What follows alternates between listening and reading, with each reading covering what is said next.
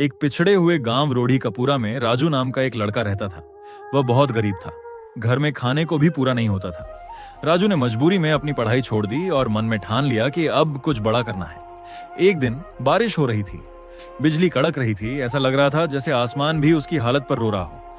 उसी दिन अपनी माँ की आंखों में आंसू छोड़कर राजू बैग उठाकर घर से निकल गया। माँ ने बहुत रोका, लेकिन राजू का इरादा पक्का था। वो पास की नदी से एक छोटी नाव में बैठकर और ऋषिकेश की ओर चला गया।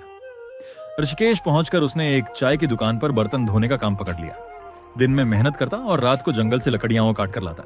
रात को एक मंदिर के सामने जमीन पर ही सो जाता। वहीं उसकी मुलाकात रीना नाम की एक लड़की से हुई, जिसकी मां अब इस दुनिया में नहीं रही थी।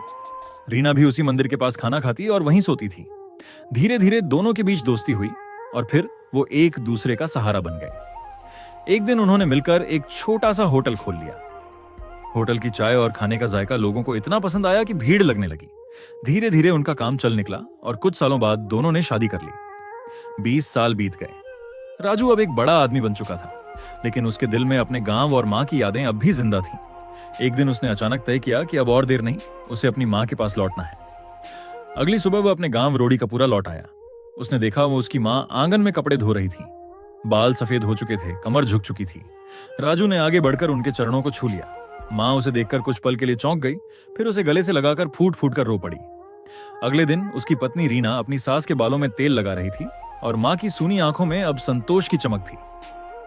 आखिर में ये कहानी सिर्फ एक लड़के की कामयाबी की नहीं, बल्कि एक बेटे और मां की रूहानी मोहब्बत की मिसाल है। अगर आपको ऐसी ही सच्ची, भावुक और प्रेरणादायक कहानियां पसंद हैं, तो चैनल रूह तारा को जरूर सब्सक्राइब करें।